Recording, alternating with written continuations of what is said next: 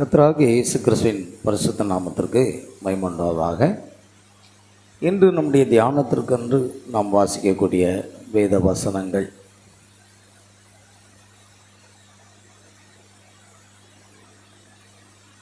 இயற்கைக்கு மேம்பட்ட மேகம் என்ற தலைப்பில் இந்த செய்தியை நாம் கேட்டு போகிறோம். இயற்கைக்கு மேம்பட்ட அதிசய மேகம், த சூப்பர் நேச்சுரல் மராக்குலஸ் கிளவுடு.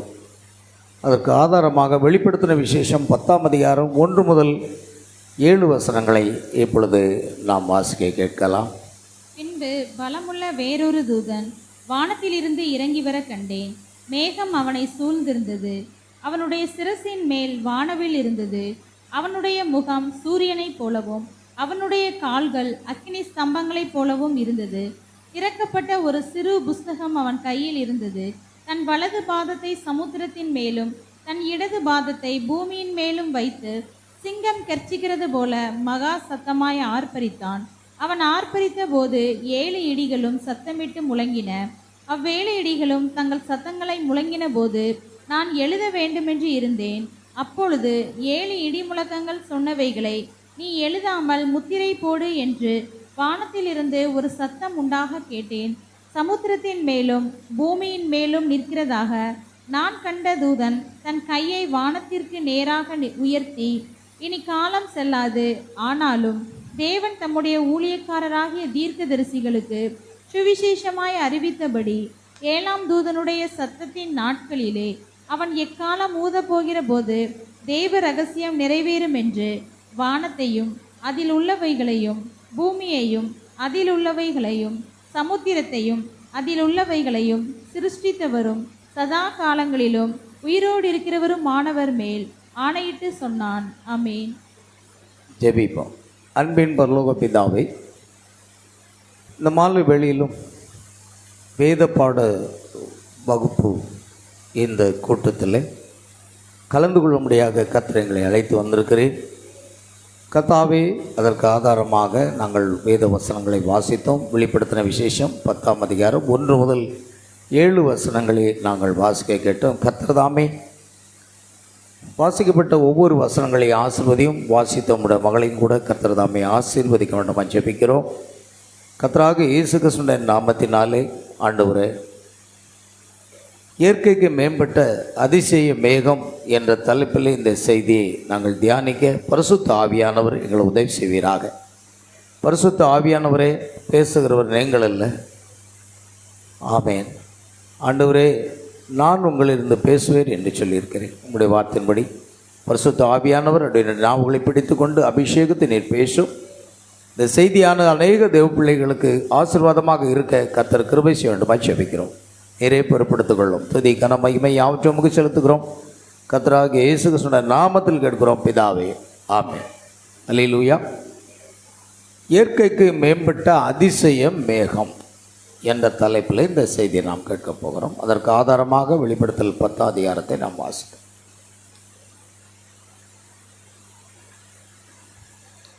த சூப்பர் நேச்சுரல் மராக்குலஸ் கிளவுட்.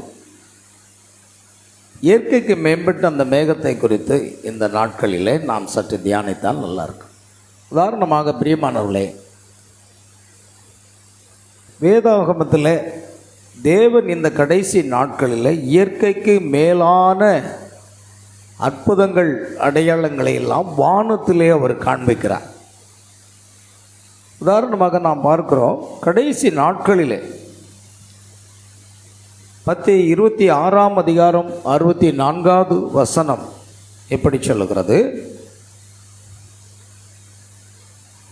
26:64.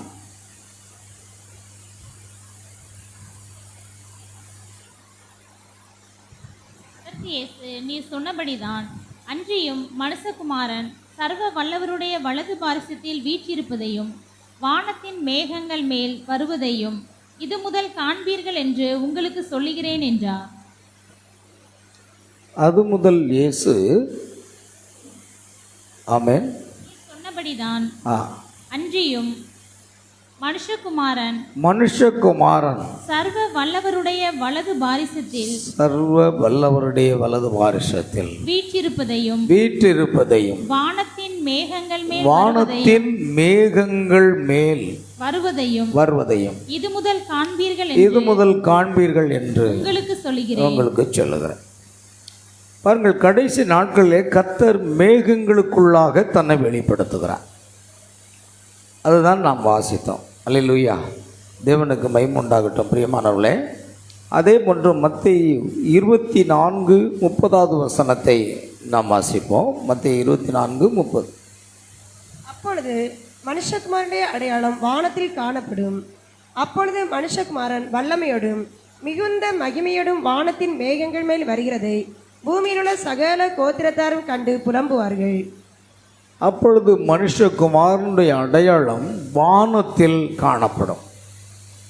அப்பொழுது மனுஷகுமாரன் வல்லமையோடும் மிகுந்த மகிமையோடும் வானத்தின் மேகங்கள் மேல் வருகிறதை பூமியில் உள்ள சகல கோத்திரத்தாரும் கண்டு புலம்புவார்கள். இது யூதர்களுக்கு மத்தியில் நடக்கிற சம்பவமாக இருந்தாலும் கடைசி நாட்களிலே கர்த்தர் மேகத்தின் ஊடாக தன்னை வெளிப்படுத்துகிறார் என்பதற்கான வேத வசனங்களை நாம் தியானித்து கொண்டிருக்கிறோம். அதே போன்று வேதத்திலே நாம் பார்க்கிறோம். அப்போஸ்தலர் 1:9 நாம் பார்க்கும் பொழுது அதையும் கூட நாம் வாசிக்கலாம். இவைகளை அவர் சொன்ன பின்பு அவர்கள் பார்த்து கொண்டிருக்கையில் உயர எடுத்துக்கொள்ளப்பட்டார். அவர்கள் கண்களுக்கு மறைவாக ஒரு மேகம் அவரை எடுத்துக்கொண்டது. பாருங்கள், இவைகளை பார்க்கும் பொழுது மீண்டுமாக வாசிக்கலாம். இவைகளை அவர் சொன்ன பின்பு அவர்கள் பார்த்து கொண்டிருக்கையில் உயர எடுத்துக்கொள்ளப்பட்டார். அவர்கள் கண்களுக்கு மறைவாக ஒரு மேகம் அவரை எடுத்துக்கொண்டது. அவருடைய கண்களுக்கு மறைவாக ஒரு மேகம் அவரை எடுத்துக்கொண்டது. எப்பொழுதுமே தேவன் மேகத்துக்குள் தன்னை மறைத்து கொள்கிறார். வெறும் மேகம் மட்டுமல்ல, மேகத்தை தேவன் ஆடையாக உடுத்தி இருக்கிறார் என்றும் வேதத்திலே நாம் பார்க்கிறோம். தானியேல் தீர்க்கதரிசியின் புஸ்தகம் 7:13 நாம் பார்க்கிறோம். தானியேல் தீர்க்கதரிசியின் புஸ்தகம் 7:13. தரிசனங்களிலே நான் பார்த்து கொண்டிருக்கையில் இதோ மனுஷகுமாரனுடைய சாயலான ஒருவர் வானத்து மேகங்களுடனே வந்தார். அவர் நீண்ட ஆயுசுள்ளவர். இடமட்டும் வந்து அவர் சமீபத்தில் கொண்டு வரப்பட்டார். கவனிங்க, நான் பார்த்து கொண்டிருக்கையில் இதோ மனுஷகுமாரனுடைய சாயலாக ஒருவர் வானத்து மேகங்களுடனே வந்தார். அவர் நீண்ட ஆயுசுள்ளவர். இம்மட்டும் வந்து அவர் சமீபத்தில் கொண்டு வரப்பட்டார். பாருங்க, மனுஷகுமாரனுக்கு சாயலாக ஒருவர், அவர் கர்த்தராகிய இயேசு கிறிஸ்து தான். அவர் வானத்து மேகங்களுடனே வந்தார். இப்படி அநேக நான் ஒரு இன்ட்ரோடியூஸ்க்காக நான் இதை கொடுக்குறேன். இதை நமக்கு புரியட்டும் என்பதற்காக. மேகங்கள் என்றால் வெறும் மேகம் என்று நாம் நினைத்து விடக்கூடாது. கர்த்தர் தாமே அந்த மேகங்களுக்குள்ளாக தன்னை வெளிப்படுத்துகிறார் என்பதை நாம் கவனிக்க வேண்டும். அதே போன்று வெளிப்படுத்தின விசேஷம் 1:7 வெளிப்படுத்தல் 1:7. இதோ மேகங்களுடனே வருகிறார். இதோ மேகங்களுடனே வருகிறார். கண்கள் யாவும் அவரை காணும். கண்கள் யாவும் அவரை காணும். அவரை குத்தினவர்களும் அவரை காண்பார்கள். சரி, இதுவும் கடைசி காலத்தில் யூதர்களுக்கு மத்தியில் நடக்கிற சம்பவம். மத்தேயு 24:30. அடுத்து வெளிப்படுத்தல் 1:7 யூதர்களுக்கு மத்தியில் நடக்கிற சம்பவத்தை குறித்து வேதம் சொல்லுகிறது. இருந்தாலும் கர்த்தர் எப்பொழுதுமே மேகங்களுடனே வருகிறார். மேகங்களுக்குள் தன்னை மறைத்து கொண்டார். அவர் உயிர்த்தெழுந்த பிற்பாடு மேகம் அவரை எடுத்துக்கொண்டது. அந்த மேகத்துக்குள் தேவன் வாசமாய் இருக்கிறார். அதை பார்க்கிறோம். அப்போஸ்தலர் 1:9 நாம் வாசிக்கும் பொழுது அப்போஸ்தலர் 1:9. இவைகளை அவர் அவர் சொன்ன பின்பு அவர்கள் பார்த்து கொண்டிருக்கையில் உயர எடுத்துக்கொள்ளப்பட்டார். அவர்கள் கண்களுக்கு மறைவாக ஒரு மேகம் அவரை எடுத்துக்கொண்டது. இது நாம் வாசித்தோம் என்று நினைக்கிறேன். சரி, அவருடைய கண்களுக்கு முன்பாக ஒரு மேகம் அவரை எடுத்துக்கொண்டது. அடுத்தது நாம் கவனிக்கிறோம் அப்போஸ்தலர் 7ஆம் அதிகாரம் 55, 56. ஆவியினாலே நிறைந்தவனாய் வானத்தை அண்ணாந்து பார்த்து தேவனுடைய மகிமையையும் தேவனுடைய வலது பரிசத்தில் இயேசுவானவர் நிற்கிறதையும் கண்டு. பாருங்க, அவன் பரிசுத்த ஆவியிலே நிறைந்தவனாய், அதாவது ஸ்தேவான் பரிசுத்த ஆவியிலே நிறைந்தவனாய் வானத்தை அண்ணாந்து பார்க்கிறான். அங்கு தேவனுடைய மகிமை பார்க்கிறான். தேவனுடைய மகிமை எப்பொழுதும் மேகத்தின் மூலமாக வெளிப்படுகிறது. பழைய ஏற்பாட்டின் காலத்திலே ஆசரிப்பு கூடாரத்துக்கு மேலே தேவனுடைய மேகம் அங்கு இருந்தது. தேவனுடைய மேகம் என்பது தேவனுடைய மகிமையை குறிக்கிறது. தேவனுடைய வலது பாரசத்தில் இயேசுவானவர் நிற்கிறதை நான் காண்கிறேன். அதோ வானங்கள் திறந்திருக்கிறதையும் மனுஷகுமாரன் தேவனுடைய வலது பாரசத்தில் நிற்கிறதையும் காண்கிறேன் என்றார். பூமியில பரிசுத்த ஆவியினுடைய அந்த அபிஷேகத்தில் நிரம்பும் பொழுது ஒரு போதகர் அல்ல, ஒரு பந்தி விசாரிப்பு செய்யக்கூடிய ஒரு விசுவாசியாக ஸ்தேவான் இருக்கிறான். ஸ்தேவான் பரிசுத்த ஆவியினாலும் வல்லமையினாலும் நிறைந்தவனாய் ஜனங்கள் மத்தியிலே அநேக அற்புதங்களையும் அதிசயங்களையும் செய்ய ஒரு மனிதன். பாருங்க, he is not a pastor. அவர் ஒரு மேய்ப்பன் அல்ல, அவர் எந்த ஊழியத்திலையும் இல்லை. அவர் இருக்கிற ஊழியம் என்பது பந்தி விசாரிப்பு செய்வதற்கு என்று அப்போஸ்தலர் 6ஆம் அதிகாரத்திலே ஸ்தேவானை குறித்து எழுதியிருக்கிறார். ஆகிய ஒரு சாதாரண ஒரு மூப்பனாகவோ அல்லது டீகனாகவோ இருக்கக்கூடிய ஸ்தேவான் பரிசுத்தாவினுடைய வல்லமையில் நிறைந்து வானத்தை அண்ணாந்து பார்க்கும் பொழுது தேவனுடைய மகிமையும் இயேசுவானவர் நிற்கிறதை அவன் பார்க்கிறான்.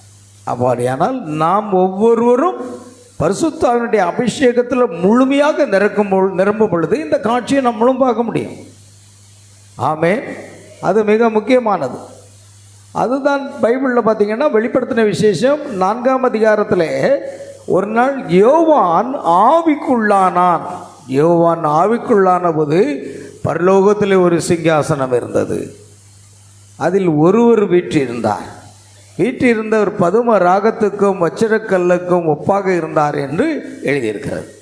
அப்படியானால் பிரியமானவர்களை, எந்த அளவுக்கு நாம் பரிசுத்த ஆவியின் அபிஷேகத்தில் நிரம்புகிறோமோ அந்த அளவுக்கு பரலோக தரிசனத்தை பூமியிலிருந்தே பார்க்க முடியும். அந்த அபிஷேகம் இன்னும் நமக்கு வளரணும். அபிஷேகம் நாம் பெற்றிருக்கிற அபிஷேகம்லாம் மிக மிக குறைவு. அந்த பரிசுத்த ஆவியில் நிறையும் பொழுது ஸ்தேவான் வானத்தை அண்ணாந்து பார்க்கிறான். இயேசுவானவர் நிற்கிறத பார்க்கிறான். யோவான் ஆவிக்குள்ளானான் சிங்காசனத்தில் வீற்றிருக்கிறவரை பார்க்கிறான். தானியேல் ஆவிக்குள்ளானான் மனுஷ சாயலுக்கு ஒப்பான ஒருவர் வருகிறதை பார்க்கிறான். ஆகையால் நாமும் இந்த தரிசனங்களை காண முடியும். மூப்பர்கள் தரிசனங்களை காண்பார்கள், மூப்பர்கள் சொப்பனங்களை காண்பார்கள், வாலிபர்கள் தரிசனை காண்பார்கள் என்று எழுதியிருக்கிறது. ஆகையால் நாம் எந்த அளவுக்கு அந்த பரிசுத்த ஆவியில் நிரம்புகிற ஒரு தனி விதமான ஜெபம், ஒரு தனி ஜெபத்தில் எந்த அளவுக்கு பரிசுத்த ஆவியில் நிரம்புகிறோமோ அதுக்கு நம்ம நேரம் ஒதுக்கணும். குடும்ப ஜெபம் வேறு, சபையில் உள்ள ஜெபம் வேறு, தனி ஜெபம் வேறு. இன்றைக்கி அனைவருடைய வாழ்க்கையில் என்ன இல்லைன்னா தனி ஜெபம் இல்லை. சபையார் ஜெபிப்பாங்க, சபையில் வந்து ஜெபிப்பாங்க, வீட்டில் குடும்ப ஜெபிங்க. ஆனால் தனி ஜெபம் என்பது ஒன்று இருந்தால் தான் நாம் அபிஷேகத்தின் மேல் அபிஷேகம் பெற முடியும். அல்லேலூயா. சரி, இப்போ அப்போஸ்தலர் 9ஆம் அதிகாரம் 3 முதல் 6 வசனங்களையும் நாம் வாசித்து விடுவோம். அப்போஸ்தலர் 9.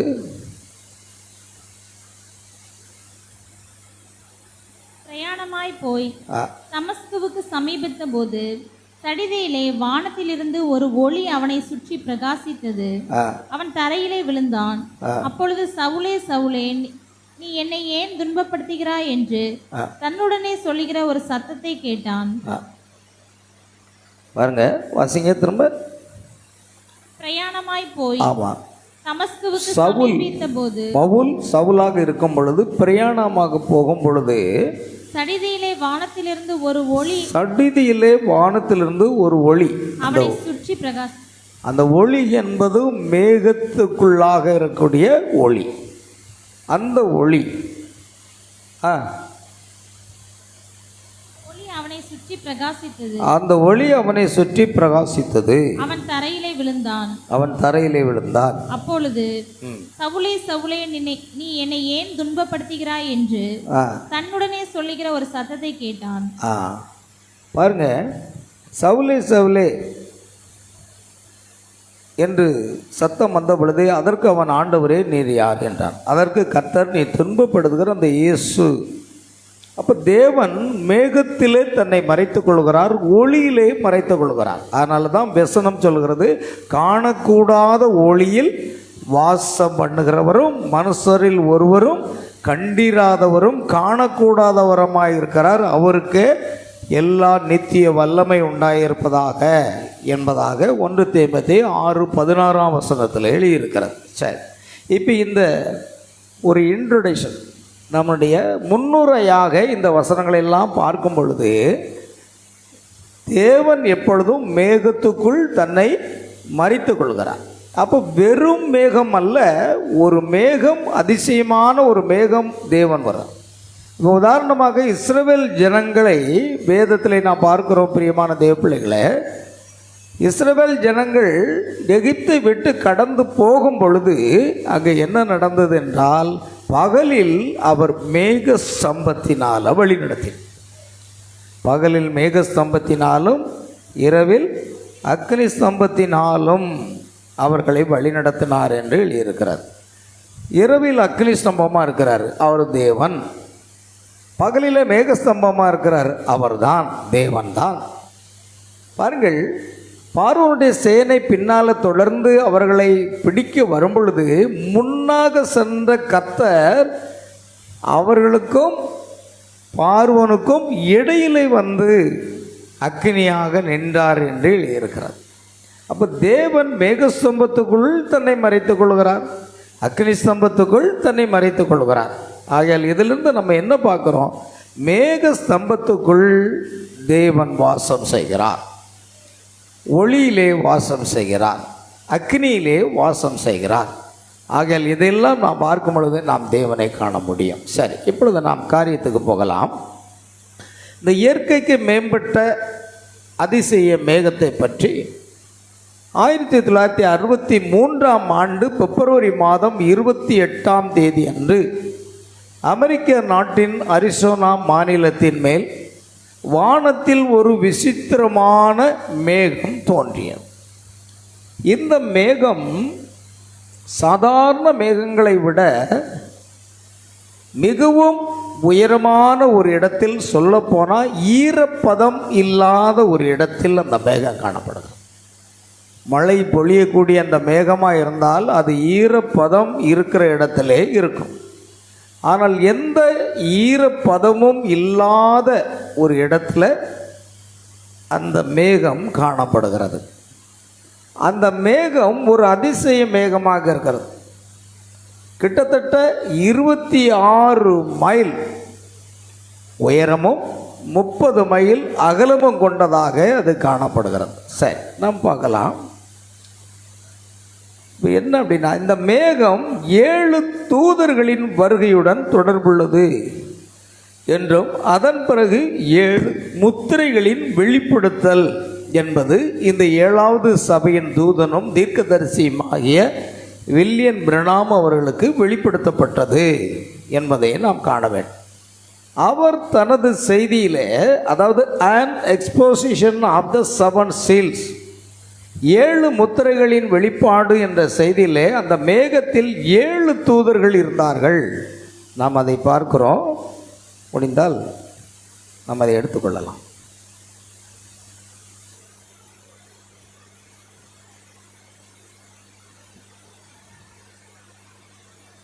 அந்த மேகத்தில் எத்தனை பேர் இருந்தாங்களாம்? 7 தூதர்கள் இருந்தார்கள் என்பதாக நாம் பார்க்கிறோம். அந்த 7 தூதர்கள் அதுதான் இந்த மேகம். நாம் பார்க்கிறோமே, இதே மேகம்தான் இங்கே 7 தூதர்கள் வடிவில் இறங்கி வருகிற ஒரு காட்சி. முடிந்தால் நான் அதை அங்கே கூட காண்பிக்கலாம்.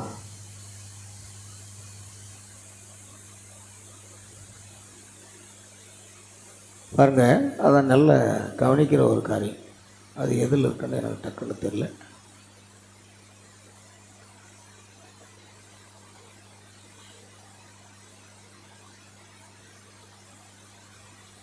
சரி, நம்ம இதே பார்ப்போம். இதில் நான் டவுன்லோட் பண்ண விட்டுட்டேன்.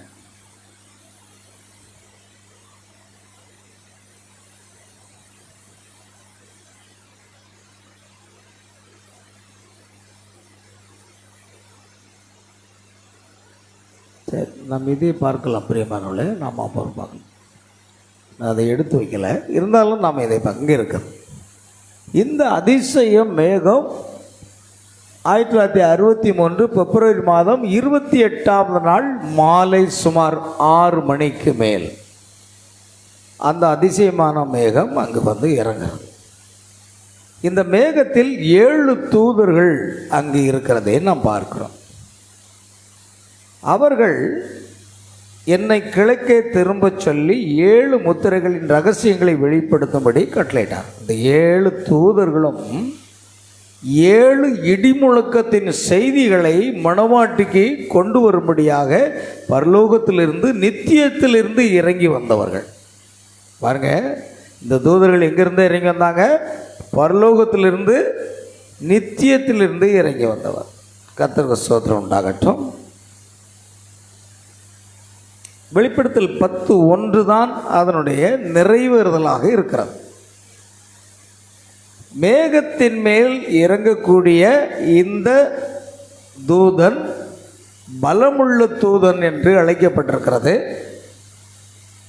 யாத்திராகமம் 13:21 இஸ்ரவேல் ஜனங்களை வழிநடத்தின அதே மேகஸ்தம்பம் இங்கே நம்ம இறங்கி வர்றதை பார்க்கணும். வெளிப்படுத்தல் 10:1 நம்ம பார்க்கும் பொழுது அங்கே என்ன எழுதியிருக்கிறது வாசிப்போம். வேறொரு தூதன் பின்பு பலமுள்ள வேறொரு தூதன் வானத்திலிருந்து இறங்கி வர கண்டேன். வானத்திலிருந்து இறங்கி வர கண்டேன். மேகம் அவனை சூழ்ந்திருந்தது. பாத்தீங்களா? மேகம் அவனை சூழ்ந்திருந்தது. And I saw another mighty angel come down from heaven, clothed with a cloud, and a rainbow was upon his head, and his face was as it were the sun, and his feet are as pillars of fire. இப்போ இங்கே எழுதியிருக்கு பாருங்க, clothed with a cloud. அவர் மேகத்தை சூழ்ந்தவராக, ஆமென், clothed மூடிக்கொண்டவராக அவர் இறங்கி வருகிறார் மேகத்தில். அதுதான் அந்த மேகம். உலகத்தாருக்கு தெரியல, ஸ்தாபனத்தாருக்கும் தெரியல.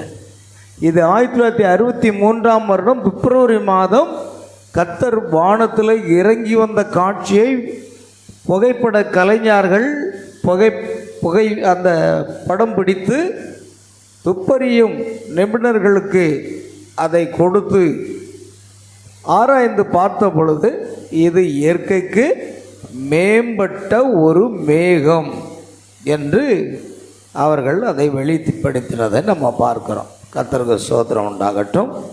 ஆகையால் பிரியமானவர்களே,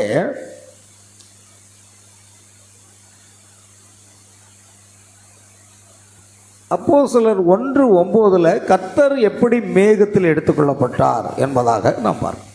இந்த நிகழ்ச்சிகளை நாம் பார்க்கும் பொழுது அநேக செய்திகளில் இந்த வெளிப்படுத்தல் 10:6 படி உள்ள செய்தியாளனும் மல்கியா 4:5-6 படி உள்ள எலியா தீர்க்கதரிசியுமாகிய இந்த தீர்க்கதரிசி அநேக செய்திகளில் இதை குறித்து எழுதியிருக்கிறார். அதில் பாருங்களா, சர்ஸ் இஸ் திஸ் த டைம், ஐயா இதுதான் அடையாளமா, ஐயன் மீர் இதுவா சமயம் என்ற செய்தியில் அவர் சொல்கிறார்.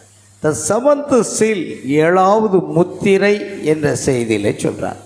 Christ is the mystery of God revealed, கிறிஸ்து தேவனுடைய பரம ரகசியத்தின் வெளிப்படுத்தலாக இருக்கிறார். இப்படி அநேக செய்தியில் இதை குறித்து அவர் பேசுகிறார். பாருங்கள், பிரணாமருடைய அந்த செய்தியின் அடிப்படையில் 7 முத்திரைகளின் வெளிப்பாட்டிற்கான ஒரு உறுதிப்படுதல் மணவாட்டி சபைக்கு தேவன் கொடுத்த விசேஷ அழைப்பு. இப்போ மணவாட்டிக்கென்று கொடுக்கிற இந்த ஆகாரம், ஏன்னா அந்த பலமுள்ள தூதன் திறக்கப்பட்ட ஒரு புஸ்தகத்தோடு இறங்கி வர்றார். வெளிப்படுத்தல் 5ஆம் அதிகாரத்தில் சிங்காசனத்திலே அந்த புஸ்தகமானது 7 முத்திரைகளால் முத்திரிக்கப்பட்டதாக இருந்தது.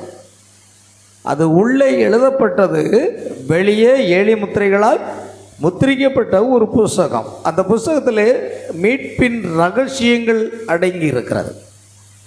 அதை புஸ்தகத்தை வாங்குவதற்கோ அதன் முத்திரைகளை உடைப்பதற்கோ வானத்திலாவது பூமியிலாவது பூமி கீழானாவது ஒருவரும் கூட தகுதி இல்லை. அதனால் யோவான் என்ன செய்கிறார்னா, இந்த புஸ்தகத்தை வாங்குறதற்கோ இதன் முத்திரைகளை உடைப்பதற்கோ யாருமே தகுதி இல்லை என்று அவன் பாரத்தோடு அழுகிறான். அந்த அழுகிற சமயத்தில் ஒரு மூப்பன் அங்கு வந்து சொல்லுகிறான், யோவானே நீ அழ வேண்டாம், இதோ யூதா கோத்திரத்து சிங்கமும் தாவீதின் வேறுமானவர் புஸ்தகத்தை வாங்கவும் அதன் முத்திரைகளை உடைக்கவும் ஜெயம் பெற்றிருக்கிறார் என்று அங்கிருந்து சத்தம் கேட்கும். அப்பொழுது அடிக்கப்பட்ட வண்ணமாய் இருக்கிற ஒரு ஆட்டுக்குட்டி யார்? யோவான் தாமே. யோவான் ஸ்நான இடத்துல ஞானஸ்நானம் வருவதற்காக இயேசு கிறிஸ்து வரும் பொழுது, இதோ உலகத்தின் பாவங்களை சுமந்து தீர்க்கிற தேவ ஆட்டுக்குட்டி என்று சொன்னான். அப்படியானாலும் அந்த ஆட்டுக்குட்டி வேறு யாரும் அல்ல, அது இயேசு கிறிஸ்து தான். அடிக்கப்பட்ட வண்ணமாக இருக்கிறார். நமக்காக அவர் அடிக்கப்பட்டார், நம்முடைய மீறுதல் நிமித்தம் காயப்பட்டார், நம்முடைய அக்கிரம நிமித்தம் நொறுக்கப்பட்டார். அடிக்கப்பட்ட வண்ணமாக இருக்கிற அந்த ஆட்டுக்குட்டி இரத்தம் தோய்ந்தவராக இயேசு கிறிஸ்து சிலுவையில் அறையப்படும் பொழுது அவருடைய இரத்தம் அநேகம் பீறிட்டு வந்தது. அந்த இரத்தம் தோய்ந்தவராக அவர் சென்று சிங்காசனத்தில் அங்கு ஒருவரும் இல்லை. ஏன்னா தேவன் ஆவியாக இருக்கிறார், பிதா ஆவியாக இருக்கிறார். ஆவியான தேவன் தன்னை மாம்சத்தில் வெளிப்படுத்தும் பொழுது மரியாளுடைய கர்ப்பத்தில் என்ன செய்தாரா, ஒரு சரீரத்தை அவர் உருவாக்கினார், ஒரு சரீரத்தை சிருஷ்டித்தார். அந்த சரீரத்தில் யெகோவா தேவன், பிதாவகே தேவன் வாசம் செய்தார். அவர் ஆவியான தேவன். அதனால் சிங்காசனத்தில் வீற்றிருந்தவர் யார் அப்படின்னு சொன்னால் இயேசு கிறிஸ்து தான் இருந்தார்னு சொல்லி யோவான் வெளிப்படுத்தின விசேஷம் 4ஆம் அதிகாரத்தில் சொல்கிறார். கர்த்தருடைய நாளில் ஆவிக்குள்ளானேன், அப்பொழுது பரலோகத்தில் ஒரு சிங்காசனம் வைக்கப்பட்டிருந்தது. அங்கு ஒருவர் வீற்றிருந்தார். பரலோகத்தில் ஒரு சிங்காசனம் வைக்கப்பட்டிருந்தது, ஒருவர் வீற்றிருந்தார். அந்த வீற்றிருந்தவர் எப்படி இருந்தார்? பார்வைக்கு பதுமராகத்துக்கும் வச்சிரக்கல்லுக்கும் ஒப்பாக இருந்தார்னு சொல்லி அதை விவரிக்கிறதை நம்ம பார்க்குறோம். அல்லேலூயா. ஆகையால் பிரியமானவர்களே, இது யாருக்கு அப்படின்னா, இப்பொழுது திறக்கப்பட்ட புஸ்தகம் பாருங்கள். அவர் சென்று he took the book, அந்த புஸ்தகத்தை எடுக்கிறார். அந்த புஸ்தகத்தை நம்ம தமிழ் மட்டும் படிக்க முடியாது, ஆங்கிலத்தில் தான் சில காரியங்கள் சரி. ஏன்னா ஆங்கிலத்திலிருந்து தான் மொழிபெயர்க்கப்பட்டிருக்கிறது. எபிரேய கிரேக்க பாஷையிலிருந்து பல பாஷையில் மொழிபெயர்ப்பட்டு ஆங்கிலத்தில் மொழிபெயர்த்து ஆங்கிலத்திலிருந்து தான் தமிழில் மொழிபெயர்க்கப்பட்டது. அதனால் அழகாக இருக்குது. he took the book on the throne, சிங்காசனத்தின் மேல் இருந்த அந்த புஸ்தகத்தை அவர் எடுத்தார். அந்த புஸ்தகத்தை எடுத்து அதன் முத்திரைகளை உடைத்து அவர் பலமுள்ள ஒரு தூதனாக, சிங்கமாக, பாருங்கள் வெளிப்படுத்தின விசேஷத்தில் நம்ம பார்க்குறோம். இப்பொழுது அவர் ஆட்டுக்குட்டி அல்ல, வேதவசனம் சொல்கிறது. வாசிங்க, வெளிப்படுத்தின விசேஷம் வாசிங்க, 3வது வசனம். சிங்கம் கர்ச்சிக்கிறது போல மகா சத்தமாய் ஆர்ப்பரித்தான். அவன் ஆர்ப்பரித்த போது 7 இடிகளும் சத்தமிட்டு முழங்கின. and cried with a loud voice as when a lion roareth. And when he had cried, 7 thunders uttered their voices. 7 இடிமுழக்கங்கள் என்பது தேவனுடைய சத்தம். இப்பொழுதுமே இடிமுழக்கம் என்றால் என்ன? தேவனுடைய சத்தம். அது யோவான் 12ஆம் அதிகாரத்தில் 28வது வசனத்தில் இருக்கிறது. யோவான் 12:28 பிதாவே உம்முடைய நாமத்தை மகிமைப்படுத்தும் என்று இயேசு சொன்ன பொழுது வானத்திலிருந்து ஒரு சத்தம் கேட்கிறது, மகிமைப்படுத்தினேன், இன்னமும் மகிமைப்படுத்துவேன் என்ற ஒரு சத்தம் வானத்திலிருந்து உண்டாயிற்று. அங்கு நின்று கொண்டிருந்த ஜனங்கள் இடிமுழக்கம் உண்டாயிற்று என்று சொன்னார்கள். ஏன்னா அந்த சத்தம் சாதாரணமாக இல்லை, இடிமுழக்கம் போன்ற ஒரு சத்தமாக இருந்தது. அந்த இடிமுழக்கம் போன்ற ஒரு சத்தமாக இருந்ததுனால அங்கு இயேசு கிறிஸ்துவனிடத்தில் தேவன் பேசுகிறதை நம்ம பார்க்கிறோம். மகிமைப்படுத்தினேன், இன்னமும் அங்கு நின்று கொண்டிருந்தவர்கள் தேவதூதன் அவரோடு பேசினான் என்றும், சிலர் இடிமுழக்கம் உண்டாயிற்று என்றும் கூறினார். ஆகால் தேவனுடைய சத்தம் எப்பொழுது என்னவா இருக்கிறது பிரியமானவர்களே? இடிமுழக்கமாக இருக்கிறது என்பதை அப்படியால் இங்கே 7 இடிமுழக்கங்கள் என்பது 7 சத்தங்களாக, 7 சத்தங்கள். The 7 thunders uttered their voices. 7 சத்தங்களாக அல்லது 7 செய்திகளாக. சத்தம் என்பது எதை கொண்டு வருகிறது? வார்த்தையை கொண்டு வருகிறது, செய்தியை கொண்டு வருகிறது. 7 செய்தியும் அந்த பலமுள்ள தூதன் ஒரு பாதத்திலே சமுத்திரத்து மேலே வைத்து இன்னொரு பாதத்தை பூமியின் மேல் வைத்து, இனி காலம் செல்லாது என்று சிங்கம் கர்ச்சிக்கிறது போல கர்ச்சிக்கிறார். அடிக்கப்பட்ட வண்ணமாய் இருக்கிற ஆட்டுக்குட்டியானவர் சிங்காசனத்தில் இருந்த அந்த புஸ்தகத்தை எடுத்து அதன் முத்திரைகளை உடைத்து இப்பொழுது அவர் யாராக இறங்கி வருகிறார்? சிங்கமாக இறங்கி வருகிறார். எல்லாரும், எல்லா ஸ்தாபன கிறிஸ்தவர்களும் இயேசு கிறிஸ்துடைய வருகையை எதிர்நோக்கி இருக்கிறார்கள். ஆனால் வெளிப்படுத்தல் 10ஆம் அதிகாரம் இப்பொழுது ஏற்கனவே நிறைவேறிவிட்டது. அந்த பலமுள்ள தூதனாகிய கிறிஸ்து ஆட்டுக்குட்டியுடைய ஸ்தானத்திலிருந்து சிங்கமாக இந்த பூமிக்கு இறங்கி வந்திருக்கிறார். அல்லேலூயா. அதை நாம் கவனிக்க வேண்டிய அவசியம். ஆனால் இதை யாருக்கு புரியும் அப்படின்னா, நீங்கள் மணவாட்டியாக இருந்தால், கர்த்தர் உலக தோற்றத்துக்கு முன்பாக உங்களை மணவாட்டியாக முன்குறித்திருந்தால் அது உங்களுக்கு புரியும். இல்லைன்னா ஒருவருக்கும் புரிய வாய்ப்பே இல்லை. மணவாட்டிக்கு மட்டும்தான் புரியும். ஆமென், அல்லேலூயா. ஆகையால் இப்போ சிங்கமாக அவர் இறங்கி வருகிறதை நாம் பார்க்கிறோம். அங்கு சிங்கமாக அவர் இறங்கி வரும் பொழுது இந்த 7ஆம் லவோதிக்கேயா சபையினுடைய தூதனும் தீர்க்கதரிசியுமாய் இருக்கிறவர் பூமியில் ஏற்கனவே அவர் தன்னுடைய ஊழியத்தை செய்து கொண்டிருக்கிறார். அதே சமயத்தில் அவர் இறங்கி இனி காலம் செல்லாது, 7ஆம் தூதனுடைய சத்தத்தின் நாட்களிலே அவன் எக்காலம் ஊதப்போகிற போது தேவர் ரகசியம் நிறைவேறும். all the mysteries are should be finished என்று ஆங்கிலத்தில் எழுதியிருக்கிறது. எல்லா ரகசியங்களும் வெளிப்படுத்தப்படும் என்று அர்த்தம். finished அப்படின்னா முடிந்து விட்டதல்ல, எல்லா ரகசியங்களும் வெளிப்படுத்தப்பட்டிருக்கிறது. இனிமேல் தேவனுடைய வார்த்தையினுடைய வெளிப்பாடை தருவதற்கு யாருமே நமக்கு அவசியம் இல்லை. ஏன்னா 7ஆம் தூதன் வெளிப்படுத்தல் 10:6ஆம் வசனத்திலே அப்படித்தான் இருக்கிறது. எல்லா ரகசியங்களும் வெளிப்படுத்தப்பட்டவுடன் அதைத்தான் இப்பொழுது நாம் பேசி கொண்டிருக்கிறோம். அதனால்தான் இந்த ஸ்தாபன கிறிஸ்தவங்களுக்கு இந்த செய்தி என்ன செய்யலை, புரியல. ஆனால் கர்த்தர் உங்களை உலகத்தோட்டத்துக்கு முன்பாக முன்குறித்து ஜீவ புஸ்தகத்தில் உங்களுடைய பெயரை எழுதியிருந்தால் கண்டிப்பாக உங்களுக்கு புரியும். கர்த்தர் எவர்களை முன்னறிந்தாரோ அவர்களை முன்குறித்திருக்கிறார், எவர்களை முன்குறித்தாரோ அவர்களை அழைத்திருக்கிறார், எவர்களை அழைத்தாரோ அவர்களை நீதிமான்களாக்கினார், எவர்களை நீதிமான்களாக்கினாரோ அவர்களைத்தான் மகிமைப்படுத்துகிறார். இது கர்த்தர் சொல்றார் பாருங்க. நீங்கள் என்னை தெரிந்து கொள்ளவில்லை, நான் உங்களை தெரிந்து கொண்டேன். இதுதான் காரியம். மணவாட்டியாக நாம் மாற முடியாது. மணவாட்டியாக அவர் உலகத் தோற்றத்துக்கு முன்பாக நம்மை முன்குறித்திருக்க வேண்டும். அப்படி முன்குறித்தா என் நாடுகள் என் சத்தத்துக்கு செவி கொடுக்கிறார். அப்போ இந்த காலத்துக்குரிய எல்லா வேத வசனங்களின் வெளிப்பாடும் அந்த மணவாட்டிக்கு நிச்சயம் புரியும். ஏனென்றால் அந்த 7 இடிமுழக்கத்தின் செய்தியானது அந்த பூமியில் இருக்கிற 7வது சபையின் கால தூதன். நாம் போன வாரம் பார்த்தோம். 7வது சபை கால தூதன் 2 செய்தியை நம்ம கேட்டோம். 2 புதன்களும் அதை பற்றி பேசணும். அந்த 7வது சபையின் கால தூதன் ஒரு தீர்க்கதரிசியாக இருப்பார் என்றும் அவர்தான் வில்லியம் பிரணாம் என்று சொல்லியும் நாம் வேத பூர்வமாக அதை நிரூபித்தோம். ஆகையால் அந்த செய்தியாளன் இருக்கும் பொழுதே 1963ஆம் வருடம் பிப்ரவரி மாதம் 28ஆம் தேதி அன்று கர்த்தர் வானத்தில் மேகமாக இறங்கி வருகிறார். ஆமென். அல்லேலூயா.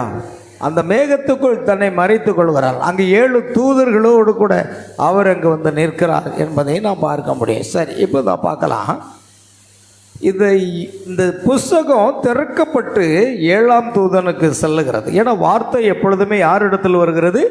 தீர்க்கதரிசியின் இடத்துல வருகிறது. தேவன் ஆமோஸ் 3:7 வசனத்தில் தேவன் தம்முடைய தீர்க்கதரிசிகளாகிய ஊழியக்காரருக்கு தமது ரகசியத்தை வெளிப்படுத்தாமல் ஒரு காரியத்தையும் செய்ய மாட்டார்.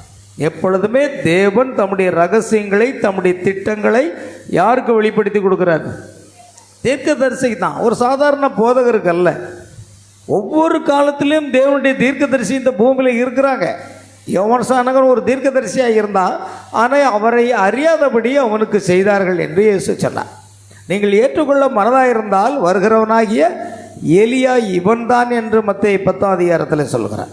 அப்போ அவர் எலியா தீர்க்கதரிசி என்பதை ஸ்தாபனங்களோ மற்ற கிறிஸ்தவர்களோ அறிந்து கொள்ளவில்லை. ஏவானுடைய சீசர்கள் கூட அறிந்து கொள்ளவில்லை. ஆமேன். பின்பு அவனை அறியாதபடிக்கு அவனை தலையை சீவி கொலை செய்தார்கள். அப்பொழுது சீசர்கள் புரிந்து கொண்டார், அவர் யோவான் ஸ்நானனை குறித்து சொல்லுகிறார் என்பதை புரிந்து கொண்டார்கள். அதே போல தான் இந்த காலத்திலும் 7வது சபையினுடைய தீர்க்கதரிசியும் தூதனுமாக செய்தியாளனாக இருக்கிற இந்த தூதனையும் அவர்கள் அறிய மாட்டார்கள். அறிந்து கொள்ள கஷ்டம். ஆனால் மணவாட்டி அதை புரிந்து கொள்ளலாம். ஏன்னா இந்த செய்தி தீர்க்கதரிசிக்கு சென்ற பிற்பாடு, யோவானே நீ போய் அந்த புஸ்தகத்தை என்ன செய்? வாங்கிக்கொள், அதை வாங்கி பூசி. ஆமென். அதன் உன்னுடைய வாய்க்கு மதுரமாக இருக்கும், உன்னுடைய வயிற்றுக்கு கசப்பாக இருக்கும்னு சொல்லி. அப்போ ஒரு மதுரமான ஒரு செய்தியை வந்து பலமுள்ள தூதன் மணவாட்டிக்கு கொண்டு போகிறான். யோவான் மணவாட்டிக்கு அடையாளம். அந்த மணவாட்டிக்கு மட்டும்தான் இந்த செய்தி புரியும். மற்ற ஸ்தாபன கிறிஸ்தவர்களுக்கு இந்த செய்தி என்ன செய்யாது? புரியவே புரியாது.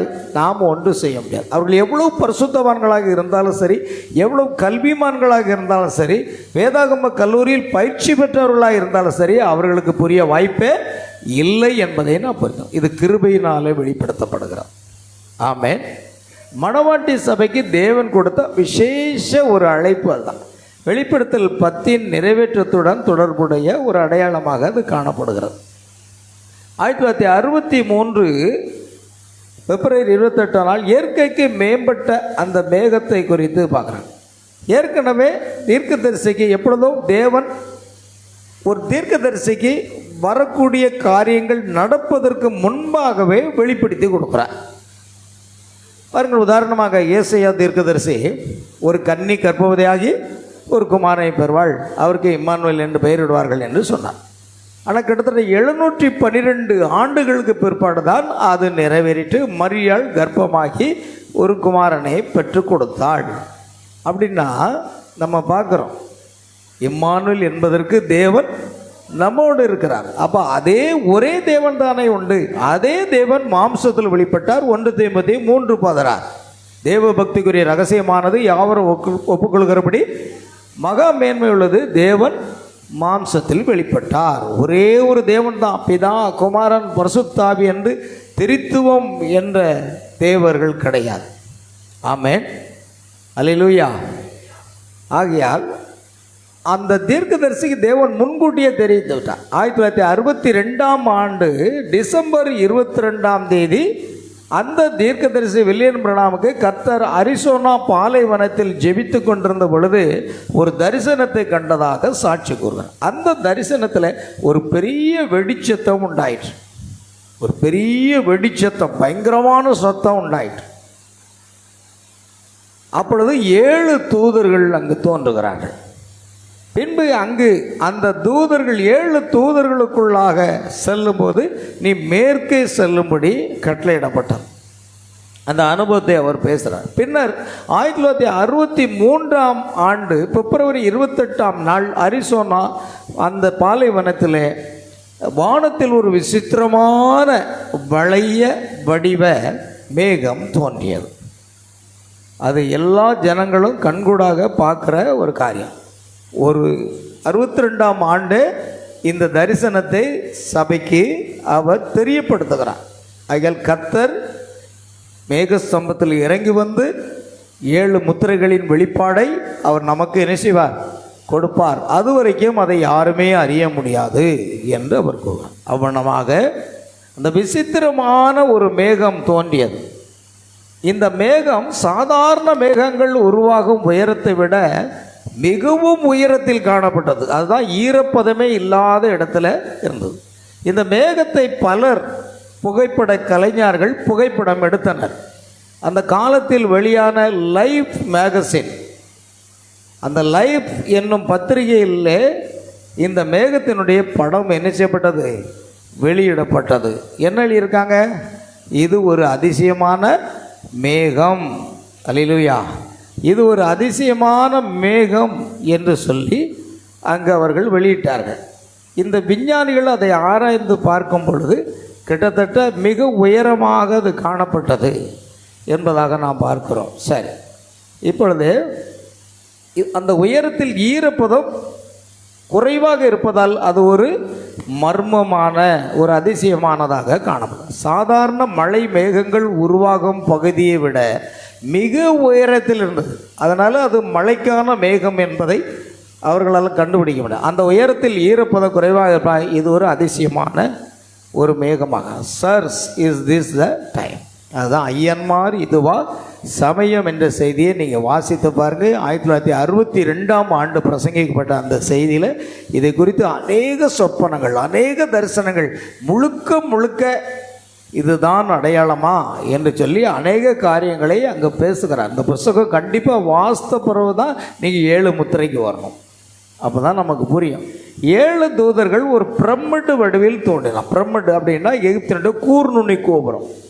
ஒரு கூர்நுனி கோபுரம் எப்படி இருக்குமோ அதே போன்று அந்த 7 தூதர்களும் இப்படி பிரமிடு போன்றவே அவர்கள் தோன்றினார்கள்.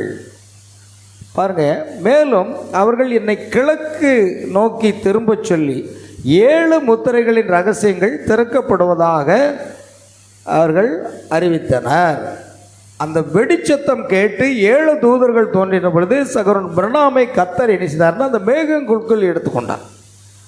அந்த மேகக்குள் சென்று விசேஷித்த அபிஷேகத்தை பெற்றவராக அவர் சபைக்கு சென்று 7 முத்திரைகளை என்ன செய், ரகசியங்கள் திறக்கப்பட போகிறது, அதை சென்று சபைக்கு பிரசங்கம் பண்ண வேண்டும் என்று அந்த சத்தம் கூறினது. அவரது விளக்கத்தின்படி அந்த அனுபவத்திற்கு பிறகு 1963 மார்ச் மாதத்தில் 7 சீல்ஸ் 7 முத்திரைகள் செய்தி பிரசங்கிக்கப்பட்டன. பாருங்கள், இது 1963 பிப்ரவரி 28ஆம் நாள் கர்த்தர் தாமே இறங்கி வந்த காட்சி. அப்பொழுது 7 தூதர்கள் அங்கே இருக்கிறார்கள், பரலோக தூதர்கள். அதன் பிற்பாடு சபையில் அவர் எப்படி பிரசங்கம் பண்ணுறாருன்னா 1963ஆம் வருடம் பாருங்கள், மார்ச் மாதம் 17ஆம் தேதி முதல் 25ஆம் தேதி வரைக்கும் இந்த செய்தியை ஒவ்வொரு நாளும் பிரசங்கித்து கொண்டே வருகிறார்.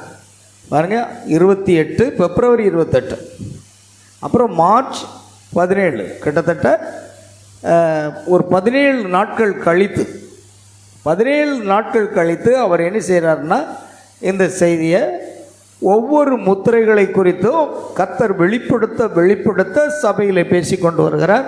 அதுதான் 7 முத்திரைகளின் வெளிப்பாடு என்ற தலைப்பில் நம்முடைய கரங்களில் இருக்கிறது. 7 முத்திரைகளின் வெளிப்பாடு எந்த புஸ்தகம்? The revelation of the 7 seals. 7 முத்திரைகளின் புஸ்தக வடிவில் இருக்கிறது, ஆடியோ வடிவில் இருக்கிறது, அது இன்டர்நெட்டில் இருக்கிறது. நாம் யாரும் உலகம் முழுவதும் தேவனுடைய பிள்ளைகள் அதை பெற்று ஆசீர்வதிக்கப்பட்டு கொண்டிருக்கிறார்கள். ஆகையால் மார்ச் 17 முதல் 24, 25 வரைக்கும் அது பிரசங்கப்படுது.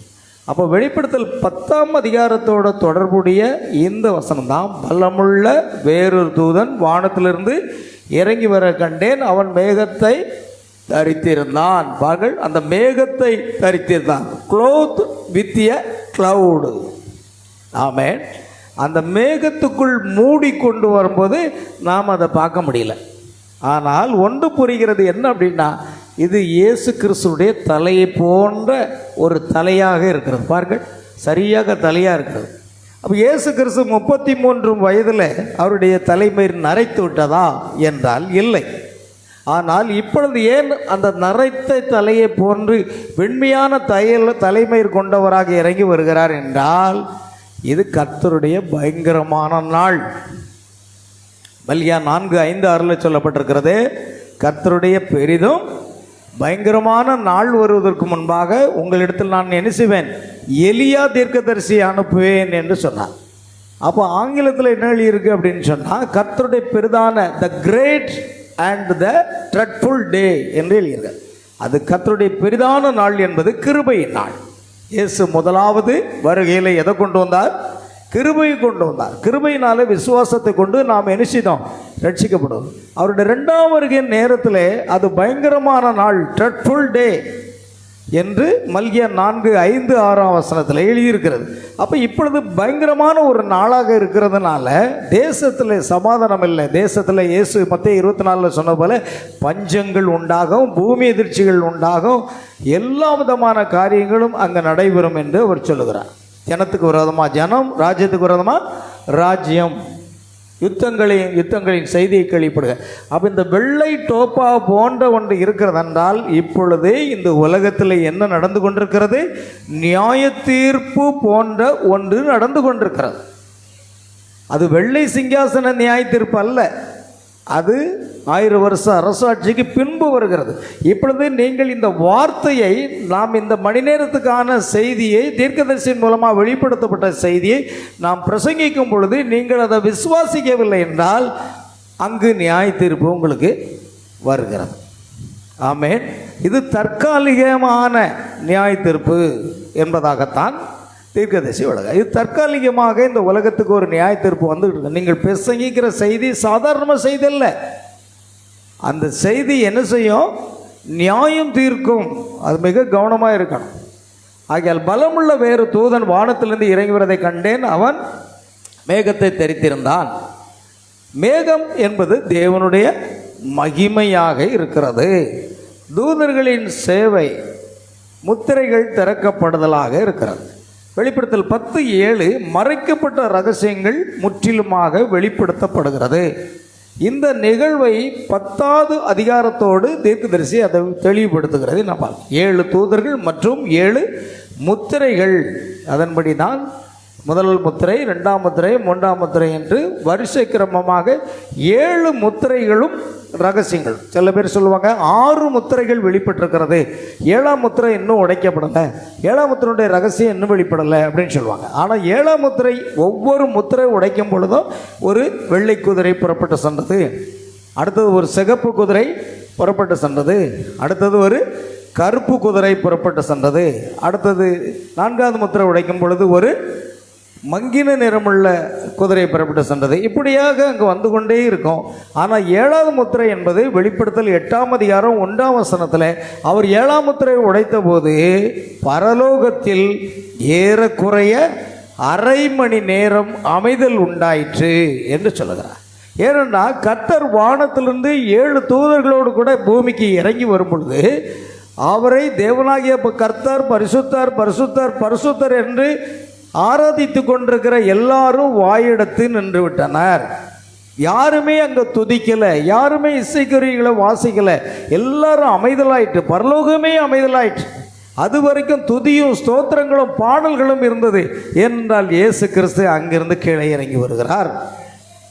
அவர் இறங்கி வரும் பொழுது அந்த துதி ஸ்தோத்திரங்கள் பாடல்கள் எல்லாமே நிறுத்தப்பட்டு விட்டது. அதுதான் பரலோகத்தில் ஏறக்குறைய அரை மணி நேரம் அமைதல் உண்டாயிற்று. அதே போன்ற இந்த மேகஸ்தம்பமானது அரிசோனாவில், அமெரிக்கா நாட்டில் சுமார் 28 நிமிடங்கள் அப்படியே நின்றது. பாருங்க, ஏறக்குறைய அரை மணி நேரம் 28 நிமிடங்கள் அப்படியே இந்த வானத்தில் இருக்கிறதுனா எல்லாரும் புகைப்படம் எடுத்தாங்க. அப்படின்னா அது வெளிப்படுத்தல் 10:1 நிறைவேறுதலாக இருக்கிறது என்பதை யார் அறிய போகிறார்கள்? கர்த்தர் நமக்கு அதை கிருபையாக வெளிப்படுத்தி கொடுத்திருக்கிறார். அல்லேலூயா. ஆகையால் 7வது முத்திரை என்பது பரலோகத்தில் அரை மணி நேரம் அமைதல் உண்டாயிற்று என்றால் அவர் கீழே இறங்கி வந்ததுனால அது கிட்டத்தட்ட 28 நிமிடங்கள் வானத்தில் அப்படியே நின்றதை நம்ம பார்க்குறோம். அது என்னன்னு இப்போ பார்த்து நாம் அதோட முடிக்க போகிறோம். ஆகையால் இந்த ரகசியங்களை எல்லாம் 7 முத்திரைகளின் ரகசியங்களை 7 இடிமுழக்கங்களாக வந்து வெளிப்படுத்தி கொடுக்கறதுக்கு தான் கர்த்தர் இறங்கி வந்தார். ஆமென். அது வேற யாருக்கும் அல்ல. யாருக்கு? மணவாட்டிக்கு மட்டும்தான். வேற யாருக்கும் அதுக்கு புரியறதுக்கு வாய்ப்பு இல்லை. சரி, த 7 சீல் செய்தியில் 7வது முத்திரை செய்தியில் வந்து அவர் என்ன சொல்றார் அப்படின்னா, மேகத்தில் தோன்றிய 7 தூதர்கள், அது அரிசோனாவின் அனுபவம், முத்திரைகள் திறப்பு ஒன்றோடொன்று தொடர்புடையதாக அது விளக்கப்படுகின்றன. ஆவிக்குரிய முக்கியத்துவம் என்ன அப்படின்னா அவர் சொல்றாரு, இது கடைசி காலத்தின் அடையாளம். கடைசி நாட்களிலே மனுஷகுமாரன் மேகங்களுடனே வருகிறதை பூமியில் உள்ள எல்லாரும் என்ன செய்வார்கள்? காண்பார்கள். அவர் மேகங்களுடனே வருகிறார், கண்கள் யாவும் அவரை காண்போம். நம்ம எத்தனையோ வசனத்தை முதல்ல ஆரம்பத்தில் அதுக்கு தான் நம்ம எடுத்தோம். மேகத்துக்குள்ளாகத்தான் வந்தார், அவர் மேகத்திலே எடுத்துக்கொள்ளப்பட்டார். ஆமென். அப்போ மேகத்துக்குள் தன்னை மறைத்து கொண்டார். அவர் மேகத்தை ஆடையாக உடித்து கொண்டு அவர் இறங்கி வருகிறார். ஆகிய இஸ்ரவேல் ஜனங்களை பகலில் மேகஸ்தம்பத்தில் வழிநடத்தும் போது கர்த்தர் இந்த மேகஸ்தம்பத்துக்குள் இருந்தார். இரவில் அக்கினி ஸ்தம்பத்தினால இருக்கும் பொழுது அவர் அங்கே இருந்தார். ஆமென். அப்படியானால் பிரியமானவர்களே, இந்த மேகஸ்தம்பத்துக்குள்ளாக கர்த்தர் இருந்தார். இன்று கடைசி கால செய்தியில் உள்ளவங்களை இதை புரிந்து கொள்ளலை, 7ஆம் முத்திரை உடைக்கப்படலைன்றாங்க. ஆனால் 7ஆம் முத்திரை குறித்து பரலோகத்தில் ஏன் அரை மணி நேரம் அமைதல் உண்டானது? அவர் இறங்கி வந்ததுனால அந்த இசைக்கருவிகள் வாசிக்கிறவர்களும் துதிக்கிறவர்களும் பாடல்களும் அதை நிறுத்தி விட்டார்கள். சொல்லிட்டு அவர் சொல்கிறாரு, இது என்ன அப்படின்னா, இதுதான் கர்த்தருடைய வருகை அப்படின்னு சொல்கிறார். 7ஆம் முத்திரை என்பது என்ன? கர்த்தருடைய வருகை. வருகைன்னு சொல்லி இந்த 7வது முத்திரையினுடைய புஸ்தகத்தில் 7வது முத்திரையை நீங்கள் தியானித்து பாருங்கள். இந்த அரை மணி நேரம் என்பது என்னதாக இருக்கிறதா? கர்த்தருடைய வருகை என்று தீர்க்கதரிசி அங்கே சொல்லுகிறத அச்சிடப்பட்டிருக்கிறதை நம்ம பார்க்குறோம். அல்லேலூயா. இப்போ 7ஆம் முத்திரை கர்த்தருடைய வருகைன்னு அவர் இறங்கி வந்தார். சரி, அது உண்மைதானா அப்படிங்கிறத நம்ம பார்க்கணும். இப்போ மணவாட்டி, இதுதான் அடையாளம். கடைசி நாட்கள் என்ன வானத்தில் என்ன செய்வேன்? அடையாளத்தை காட்டுவேன். வெறும் அடையாளம் இல்லைங்க, வெறும் மேகமா? இஸ்ரவேலியர்களை வழிநடத்தி சென்ற அந்த மேகம் வெறும் மேகமா? இல்லை, அவர் மேகத்துக்குள் இருந்தார். சாதாரணமாக மேகமாக நினைக்கிறேன், ஏன்னா இது இயற்கைக்கு மேம்பட்ட ஒரு அதிசயமான மேகம். அங்கு கர்த்தர் இருந்தார். நாம் இதை பார்த்து கடந்து செல்வோம். ஆகையால் இந்த கடைசி காலத்தினுடைய ஒரு அடையாளம் மட்டுமில்லை, கர்த்தர் அங்கே இருந்தார் என்பது முக்கியம். மணவாட்டி சபைக்கு தேவனுடைய அழைப்பு 7 முத்திரைகளில் வெளிப்பாட்டுக்கான ஒரு உறுதிப்படுதல். வெளிப்படுதல் 10:7 நிறைவேற்றின் ஒரு பகுதியாகவே கருதப்படுகிறது. மறைக்கப்பட்ட ரகசியங்கள் வெளிச்சத்திற்கு வந்த ஒரு காலம்தான் இங்கு நாம் இருக்கிறோம். அநேக செய்தியை நம்ம பார்க்குறோம். கடைசியாக ஒரே ஒரு பாயிண்ட்டை நம்ம முடிக்க போகிறோம். பிரியமானவர்களே, இது சூரிய உதயம் என்ற ஒரு செய்தியில் தீர்க்கதரிசி சொல்லும் பொழுது என்ன சொல்கிறாருன்னா, 7 முத்திரைகள் திறக்கத்தக்கதாக உயிர்ப்பிக்கும் வல்லமை நம்மிடத்தில் உள்ளது. 7 முத்திரைகளை திறக்கத்தக்கதாக உயிர்ப்பிக்கும் வல்லமை நம்மிடத்தில் உள்ளது. அது என்ன?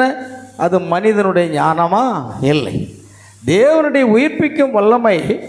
இது சம்பவிக்கென்று முன் அறிவித்தது. புரிந்து கொண்டீர்களா?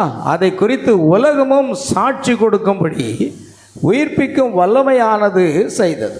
நான் உங்களிடம் கூறியவாறே கர்த்தருடைய தூதனானவர் அந்த அக்னி ஸ்தம்பத்தை சுற்றிலும் இருந்தது.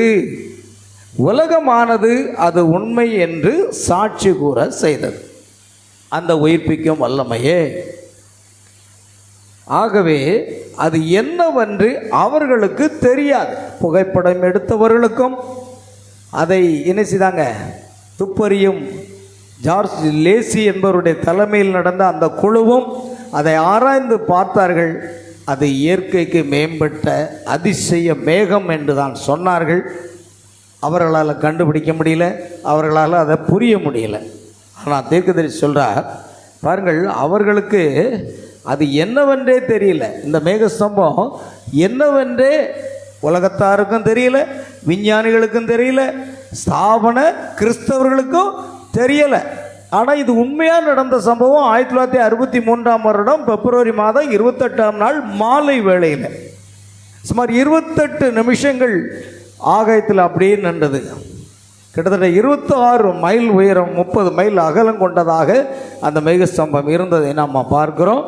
ஆகிய உலகமானது ஆகவே அது என்னவென்று அவர்கள் யாருக்குமே தெரியல.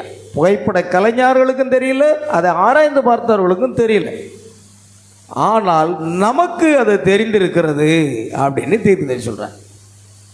ஏன்னா இந்த நிகழ்ச்சியை சகோதரர் பிரணாமுடைய சபையில் உள்ள அநேக விசுவாசிகளும் பார்த்தார்களாம். அநேக விசுவாசிகள் அதை பார்த்தார்கள், நேரடியாக பார்த்தாங்க. இது அது என்ன சொல்கிறோம், மைக்ரோஸ்கோப்பை வச்சு பார்க்குறதில்ல. கிட்டத்தட்ட 26 மைல் உயரம் 30 மைல் அகலம் கொண்டதாக இருந்ததுனால எல்லாருமே அதை பார்க்குறாங்க. சரிதானா? நான் அதை தவறாக கூறிவிடக்கூடாது. மன்னிக்கும். 26 மைல் உயரம் 30 மைல் அகலம் கொண்டதாக அது காணப்பட்டது.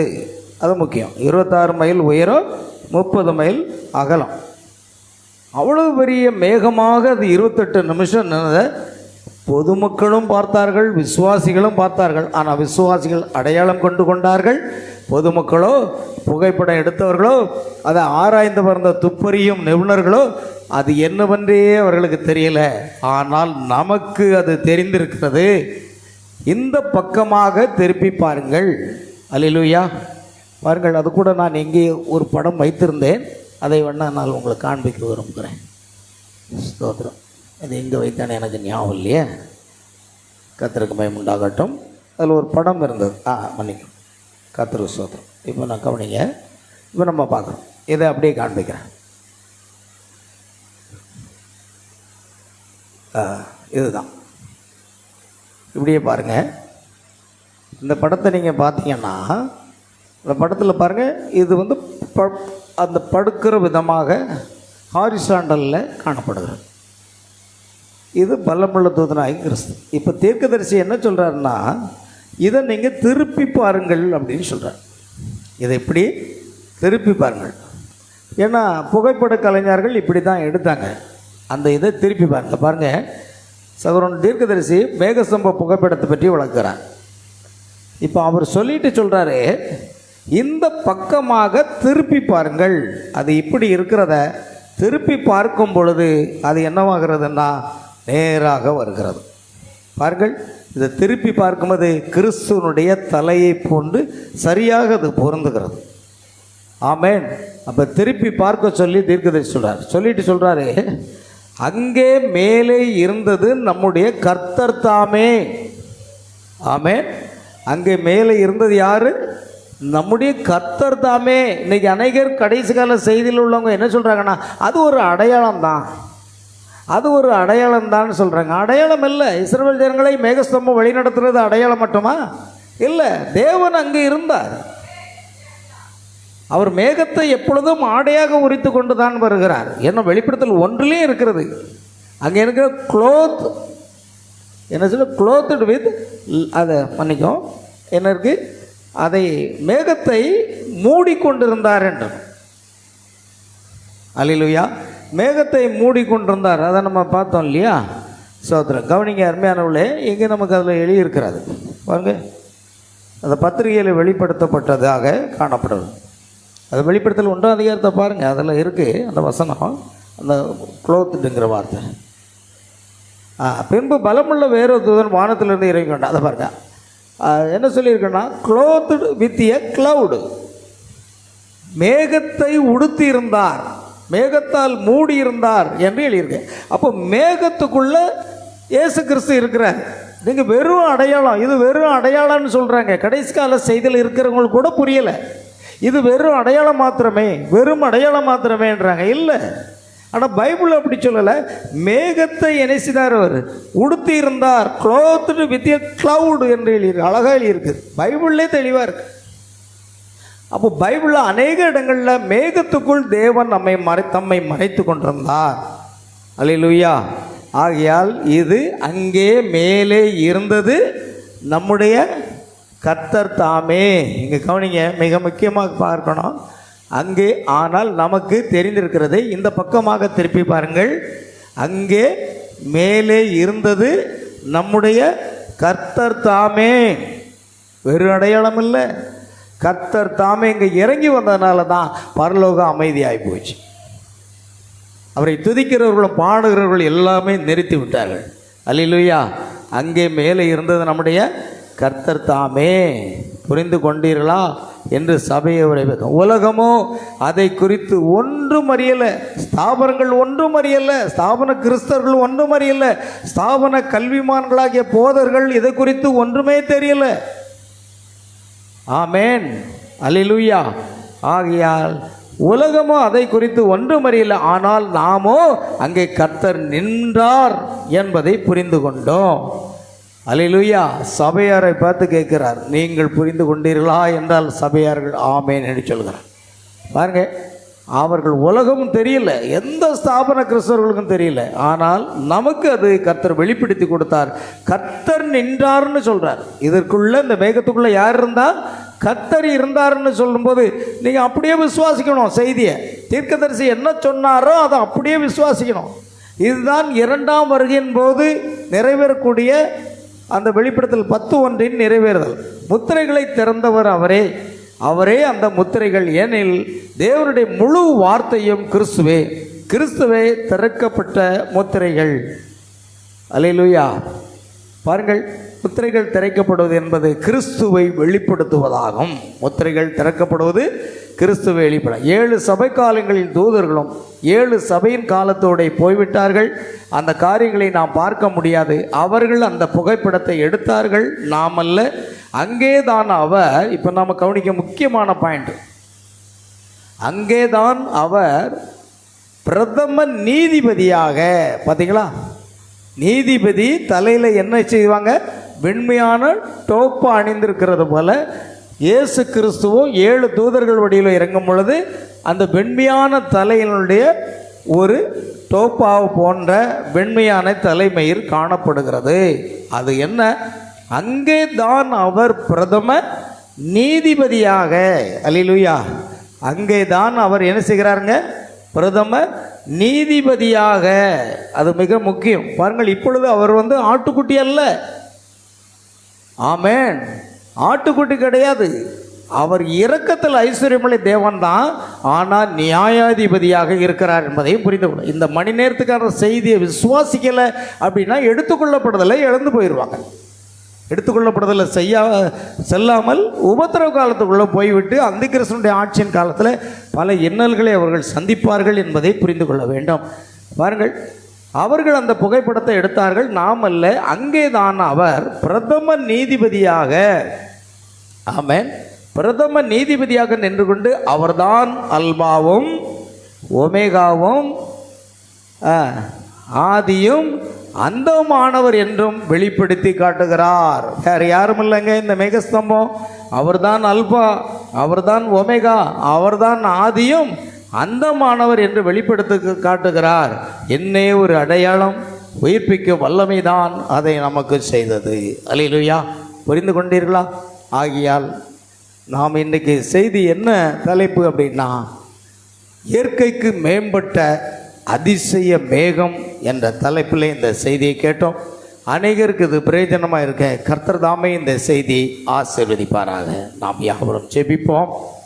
நாம் எல்லாம் ஜெபிக்கலாம். பிரியமானவர்களே, அன்பின் பிதாவே, உம்மை துதிக்கிறோம், சோத்திரிக்கிறோம். கர்த்தாவே, எங்கள் கர்த்தரும் இரட்சகருமாக இயேசு கிறிஸ்துவை நன்றியோடு துதிக்கிறோம்.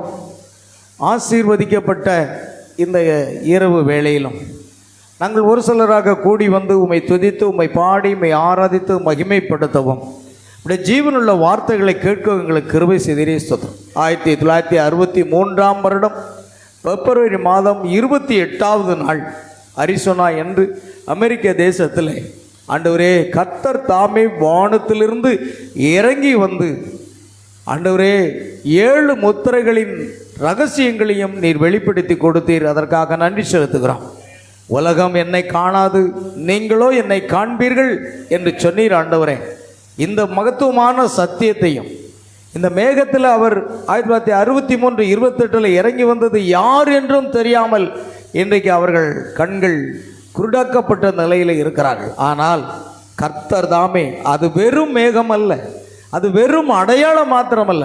அநேகர் இந்த செய்தியில் இருக்கிறவங்க அது வெறும் அடையாளம் என்று சொல்லுகிறார்கள்.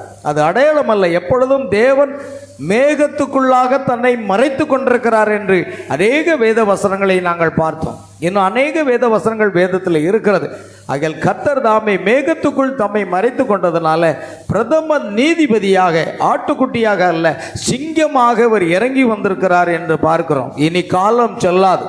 தேவன் தம்முடைய தீர்க்கதரிசிகளுக்கு சுவிசேஷமாய் அறிவித்தபடி 7ஆம் தூதனுடைய சத்தத்தை நாட்களிலே அவன் எக்காலம் ஓதப் போகிறது, தேவ ரகசியம் முழுவதுமாக நிறைவேறும் என்று எழுதப்பட்டிருக்கிறது. அவ்வளவாக கர்த்தாவே, இந்த நாட்களில் அந்த புகைப்படம் எடுத்தவர்களும் அந்த ஆராய்ந்து பார்த்த விஞ்ஞானிகளும் அது என்னவென்றே அவர்களுக்கு தெரியவில்லை.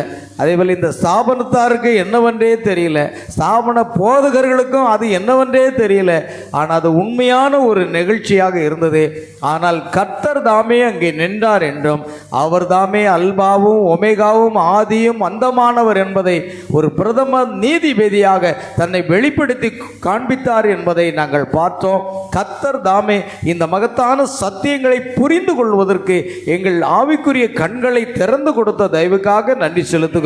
ஆண்டவரே, உம்முடைய வேதத்தின் அதிசயங்களை பார்க்கும்படிக்கு என் கண்களை திறந்தருளும் என்று சொன்னது போல ஆண்டவரே, எங்களுடைய கண்கள் திறக்கப்பட்டதாக இருக்கிறதற்காக உமக்கு கோடான கோடி ஸ்தோத்திரங்களை செலுத்துகிறோம். ஆம் கர்த்தாவே, ஒரு நாள் ஆகாயத்தில் உம்மை நாங்கள் சந்திக்க ஆயத்தமாகி கொண்டிருக்கிறோம். ஒரு நாள் கர்த்தர் தாமே ஆரவாரத்தோடும் பிரதான தூண்டிய சத்தத்தோடும் தேவ காலத்தோடும் வானத்தில் இருந்து இறங்கி வருவார். அப்பொழுது கிறிஸ்துக்குள் மரித்தவர்கள் முதலாவது உயிரோடு எழுந்திருப்பார்கள். பின்பு உயிரோடு இருக்கிற நாமும் ஆண்டவரே அவர்களோடு கூட ஆகாயத்தில் எடுத்துக்கொள்ளப்பட்டு இவ்விதமாய் கர்த்தரோடு கூட என்றென்றைக்கும் இருப்போம் என்று வேத வசனம் சொல்கிறது. அவ்வண்ணமாக நிச்சயமாக ஆண்டவரே, இந்த கடைசி நாட்களில் நாங்கள் வாழ்ந்து கொண்டிருக்கிறோம். எடுத்துக்கொள்ளப்படுதல் எப்பொழுது நிகழும் என்று எனக்கு தெரியாது. ஆனாலும் மனுஷகுமாரன் வரும் நாளையோ நீங்கள் அறியாதபடினால் நீங்கள் விழித்திருங்கள், நீங்கள் ஆயத்தமாய் இருங்கள் என்று உம்முடைய வார்த்தை சொல்லுகிறது. உம்முடைய வார்த்தையின்படி நாங்கள் ஆயத்தமாய் இருக்க எங்களுக்கு உதவி செய்யுங்க. உம்முடைய நாமத்தை மகிமைப்படுத்தும். இந்த பைபிள் ஸ்டடி கூட்டத்தில் கலந்து கொண்ட ஒவ்வொரு சகோதர சகோதரிகள் பிள்ளைகளையும் தேவன் ஆசீர்வதிப்பீராக. தொடர்ந்து இந்த செய்தி அநேகருக்கு பிரயோஜனமாக இருக்க கிருபை செய்ய வேண்டுமா ஜெபிக்கிறோம். சகல துதி கன மகிமை யாவற்றுமுக்கு செலுத்துகிறோம். கர்த்தராகிய இயேசு கிறிஸ்துவின் நாமத்தில் கேட்கிறோம் பிதாவே, ஆமென். என் ஆத்மாவே கர்த்தரை ஸ்தோத்ரி, என் முழு உள்ளமே அவருடைய பரிசுத்த நாமத்தை ஸ்தோத்ரி. என் ஆத்மாவே கர்த்தரை ஸ்தோத்ரி, கர்த்தர் செய்த சகல வாரங்களை மறவாதே, ஆமென். நம்முடைய கர்த்தராகிய இயேசு கிறிஸ்துவின் கிருபையும் தேவனுடைய அன்பும் பரிசுத்த ஆவியுடைய ஐக்கியமும் சந்தோஷமும் சமாதானமும் சுகமும் பலமும் ஆசீர்வாதங்களும் நம் அனைவரோடும், நம் குடும்பத்தார் அனைவரோடும், சகல பரிசுத்தவான்கள் அனைவரோடும் என்று சதா காலமும் நிலைத்திருப்பதாக. அல்லேலூயா. Praise the Lord. கர்த்தராகிய இயேசு கிறிஸ்து உங்கள் ஒவ்வொருவரையும் ஆசீர்வதிப்பாக. God bless you.